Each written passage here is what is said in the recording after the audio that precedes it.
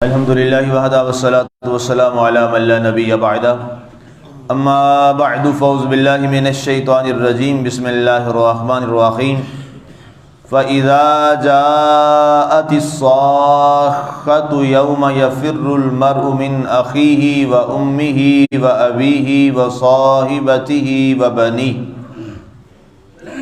پھر جب آئے گی کان پھاڑنے والی، اس دن آدمی بھاگے گا اپنے بھائی سے اور اپنی ماں سے اور اپنے باپ سے اور اپنی بیوی سے اور اپنے بیٹوں سے۔ سامعین، آج ہماری سورہ عبس کی آیہ مبارکہ نمبر 36 تک کی تلاوت و ترجمہ کا شرف نصیب ہوا۔ گفتگو ہماری جہاں آخری کلمات اختتام پذیر ہوئے، رب ذوالجلال نے فرمایا کہ یہ سارا جو سامان حیات ہے یہ اللہ تعالیٰ نے سب تمہارے لیے پیدا کیا، اور تمہارے مویشیوں کے لیے اللہ تعالیٰ نے اس تمام چیزوں کو پیدا فرمایا ہے۔ اس کے بعد اب پہلے موت کا ذکر کیا گیا، پھر قبر کا ذکر کیا گیا، اس کے پروسیس اور نظام کا ذکر کرنے کے بعد اب یہاں پر قبر سے دوبارہ اٹھائے جانے کا ذکر کیا جا رہا ہے، جسے سورہ ثانی کہا جاتا ہے۔ جب حضرت اسرافیل علیہ السلام دوسرا سور پھونکیں گے اور وہ اس قدر شدید اور سخت ہوگا کہ جتنے لوگ قبروں میں ہیں وہ سارے کے سارے زندہ اٹھ کھڑے ہوں۔ اسے ہی حشر کہا جاتا ہے، اسے ہی محشر، یوم حشر کے ساتھ یاد کیا جاتا ہے۔ محشر برپا ہو جائے گا، یہ وہ لمحہ ہوگا جس کا اللہ تعالیٰ نے ذکر کیا۔ فرمایا فَإِذَا، یہاں پہ فا مفاجاتیہ ہے عربی گرامر کے لحاظ سے، تو پس اچانک کیا ہوگا؟ جاءت الصاخۃ، پھر کان پھاڑ دینے والی ایک آواز جو ہے وہ آئے گی۔ اس قدر وہ سخت آواز ہوگی۔ ساخہ جو یہاں لفظ استعمال ہوا ہے، ساخہ کا معنی ہوتا ہے اتنی تیز اور تند آواز جو انسان کے کان کے پردے کو پھاڑ ڈالے، اسے عربی زبان میں ساخہ کہتے ہیں۔ اب اللہ تعالیٰ نے یہ ساخہ کا لفظ استعمال فرمایا کہ جب اچانک وہ کانوں کو پھاڑ دینے والی آواز تمہارے کانوں سے ٹکرائے گی۔ اب وہ آواز کیا ہے؟ وہ بنیادی طور پہ حضرت اسرافیل علیہ السلام جو وہ ناقور میں پھونک ماریں گے، وہ پھونک مارنے کی آواز اتنی سخت ہوگی کہ لوگوں کے کان کے پردے پھٹ جائیں گے۔ اب اس آواز کے بارے میں بہت سی حدیثیں میں پہلے بھی آپ کو سنا چکا ہوں کہ اللہ کے نبی صلی اللہ علیہ وسلم نے ارشاد فرمایا کہ وہ اس قدر سخت آواز ہوگی کہ عرب کی جو حاملہ اونٹنیاں ہیں، اب کتنا مضبوط جانور ہے اونٹ، اور کس قدر وہ اس کے اندر ایک طاقت اور قوت ہے، فرمایا حاملہ اونٹنیاں جو ہیں وہ اپنے حمل گرا دیں گی، اس قدر یہ شدید آواز، اس قدر یہ سخت آواز ہے۔ تو کیا ہوگا پھر؟ حشر برپا ہو گیا، اللہ کے دربار میں سارے جمع ہو گئے، از اول تا آخر، جب سے پہلا شخص دنیا میں فوت ہوا اس سے لے کر آخری لمحے تک جو آخری انسان دنیا سے گیا، سارے کے سارے زندہ کر کے، زندہ ہو کر اس آواز سے اللہ کے دربار میں جمع ہو جائیں گے۔ اب یہ آپ اندازہ کیجئے یہ کیا لمحہ ہوگا، ذرا تصور کیجئے یہ کیا گھڑی ہوگی۔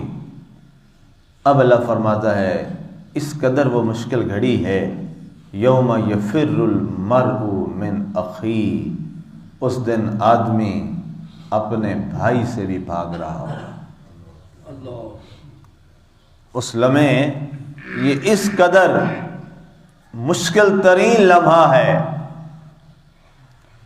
اور قرآن ایک اور جگہ فرماتا ہے، اس کا درس آپ سماعت پہلے کر چکے ہیں، الاخلاء یومئذ بعضهم لبعض عدو، ساری دوستیاں دشمنیوں میں بدل جائیں گی۔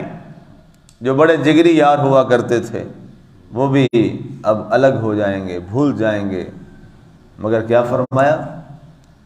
جو متقین لوگ ہوں گے، جن کا دوستی کا جو تعلق ہے وہ تقوی کی بنیاد پہ ہوگا، اللہ تقوی کی بنیاد پہ جو دوستی قائم ہے اس کو یوم محشر میں بھی قائم رکھے گا۔ لہذا ہماری جو دوستیوں کا معیار ہے، اور جو ہم کسی سے محبت اور پیار کریں تو وہ کس کے لیے؟ اللہ کی رضا کے لیے، اور اس شخص کے تقوی اور اس کی نیکی اور پرہیزگاری کی بنیاد پہ جب آپ کسی سے دوستی اور تعلق قائم کریں گے، اس تعلق کا فائدہ یہ ہوگا جس دن سارے گہرے دوست جو ہیں وہ دشمن ہو کے بھاگ جائیں گے اور کوئی تعلق والا قائم نہیں ہوگا۔ اللہ کے نبی صلی اللہ علیہ وآلہ وسلم اور قرآن کی آیت یہ فرماتی ہے، اللہ کا فرمان یہ ارشاد فرما رہا ہے کہ آپ نے جب کسی نیک بندے سے اس کی نیکی اور تقوی کی بنیاد پر دوستی قائم کی ہوگی، اس دن وہ دوستی قائم رہے گی اور وہ دوستی تمہیں فائدہ بھی عطا کرے گی۔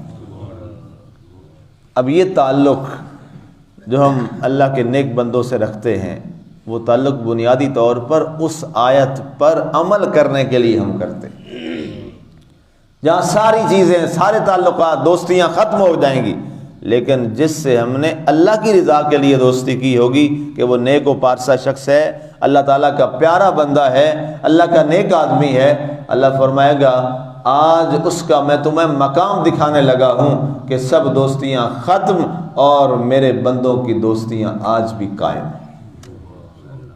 اس لیے ہماری دوستیوں میں اور ہمارے تعلقات میں کوئی ایسا شخص ضرور ہونا چاہیے جو نیک اور پارسا، جو اللہ کے ہاں چنیدہ ہو، جو اللہ کے ہاں پسندیدہ ہو، جس کی دوستی اس روز ہمیں کام آ جائے۔ آگے فرمایا گیا وَأُمِّهِ وَأَبِيهِ، اور اس دن حال یہ ہوگا کہ اپنی ماں سے اور اپنے باپ سے انسان بھاگ رہا ہوگا، نامہ مال بھئی اپنا اپنا، پتہ نہیں اب میرا کیا بنے گا۔ باپ کو ہے کہ اب دیکھیں، باپ چاہے جتنے مشکل حالات ہو جائیں، جس قدر بھی تکلیف والا معاملہ ہو جائے، وہ اپنے بیٹے بیٹی سے، اپنی اولاد سے تو دور نہیں ہوتا، اور اولاد جب بھی آخری اس کا جو کیا ہے وہ سہارا دنیا میں اللہ اور اس کے رسول کے بعد جو پہلا سہارا اور آخری سہارا ہوتا ہے وہ اس کے ماں باپ ہوتے ہیں۔ وہ اس سے بھاگتا ہے اور وہ اس سے بھاگ رہا ہے۔ اب آپ اس سے اندازہ کر لیجئے یہ گھڑی کس قدر مشکل گھڑی ہوگی۔ اللہ اکبر، اللہ، اس کے لیے تو کوئی لفظ ہی نہیں ہے۔ اب الفاظ جو ہیں وہ بھی ٹوٹ کا شکار ہیں اور زبان بھی ساتھ نہیں دیتی ایسے مرحلے کی کہ اس کو کیسے بیان کیا جائے، زبان بھی ساتھ چھوڑ رہی۔ وَصَاحِبَتِهِ وَبَنِيهِ، اور انسان اپنی بیوی سے اور اپنے بیٹوں سے بھی بھاگ رہا ہوگا۔ میاں بیوی کا تعلق دنیا میں اللہ نے ایک بڑا مقدس رشتہ قائم کیا ہوا ہے، انسان کا آدھا ایمان قرار دیا گیا اس کی بیوی کو۔ اللہ کے نبی صلی اللہ علیہ وسلم نے فرمایا کہ انسان کا آدھا ایمان اس کی بیوی ہے۔